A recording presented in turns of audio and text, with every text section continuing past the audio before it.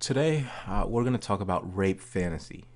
Not rape, but the preferences of a particular subset of women that receive sexual stimulation from the varying degrees of 100% consensual acts of rape simulation. Now, this is conjecture on my part, and in this conjecture, I contend that there are in fact degrees to which different women take part in this rape fantasy, not limited exclusively to actual rape reenactment.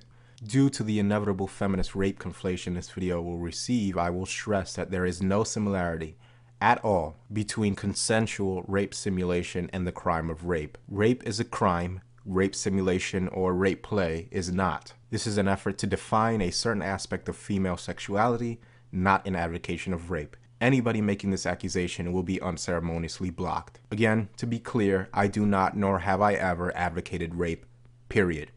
Now, on the surface of it all, it would seem that rape play, or the desire for it on the part of the female, is a reflection of some prevalent, ingrained, base desire from women for violence against themselves. But the truth is that this fantasy is one which is rooted in the prime biological female directive, which, as I've described in earlier videos, is the procurement of her safety above all other things. Even the most ingrained base female compulsions are penultimate to her desire to be kept safe, and so the spectrum of female rape simulation requests, ranging from the simple hair tug all the way up to the most violent masochistic acts of rape simulation, all boil down to the fact that despite the violence, or the simulation of it she's experiencing, it makes her feel owned. The female wishes to be objectified as a sexually valuable possession instead of a human being. She assumes that, much like a treasure chest, a valuable object is of course inherently valuable in and of itself, but also inanimate, and so in one fell swoop she has rendered herself worthy of protection and devoid of responsibility. You see, ownership involves property. Property is defended by those powerful enough to keep it. Thus, rape fantasy is a safe, controlled way of testing a man's propensity to break the highest sexual taboo, and in doing so, how far he'll go to protect her. Part of this isn't even consciously registered, since the goal of the woman is of course to objectify herself. So in other words, she doesn't mind a few nips and bites from her barely domesticated guard dog so long as she knows that he'll devour anyone posing a threat to her in her defense. Women with this penchant for violent men like them because they make her feel safe. Even if he makes the rest of society a bit uneasy, he makes her feel safe in a way that the security of a man offering access to a robust bank account will never be able to. This means of procuring safety from men is effective specifically because it flatters the male ego, or at the very least the ego of a particular type of male that needs female validation, which unfortunately are the majority of men at present. Now, I've personally, and again, this isn't an abdication of rape, these are actual statements relegated to me by women themselves. I've personally asked several women that have admitted to me that they had a sexual fascination with rape, why they think they have this desire. And when I asked them, one of them responded, and I quote, I think I like it because it's just so powerful. I mean, that's verbatim. Those were her exact words. And the rest gave answers that expressed similar sentiment.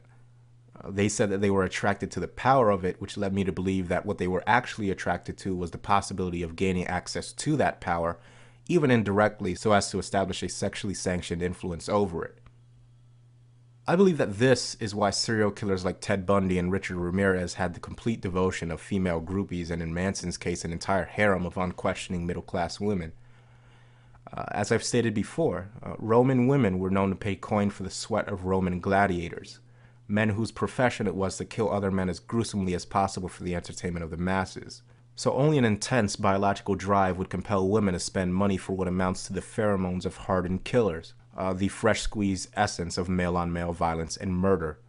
Along with the desire to feel owned, what the female rape fantasy is really about is a test on the part of the female designed to measure her prospective partner's capacity for violence, which she can then wield as a weapon against other men, amongst other things. We've all seen the classic scenario of women having a propensity for men with a history of violence, or at the very least a disregard for certain universal tenets of human law regarding violence against your fellow human being.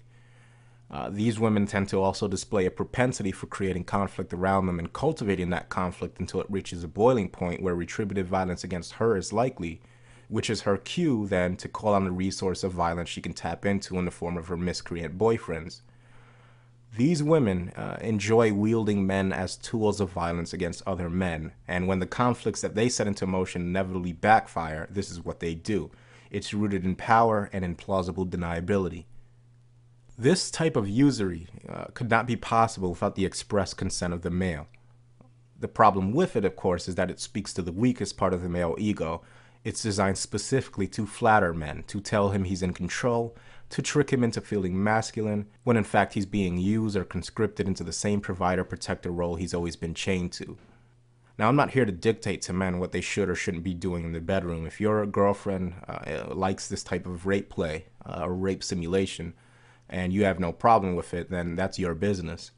But the purpose of this video is to highlight the reason why you as a male enjoy the dominant man / submissive woman dynamic, and why it ultimately is about female control over men. Not your freedom, not your masculinity, it's about her as it's always been. Understand that if your woman is into this kind of thing, it's most likely the case that she is expecting you to fulfill a skewed form of masculinity born only in the female mind. She's not appreciating your definition of masculinity, but she's making you fit into hers, and there will come a point in time when she expects you to act as such. That's all I gotta say for now.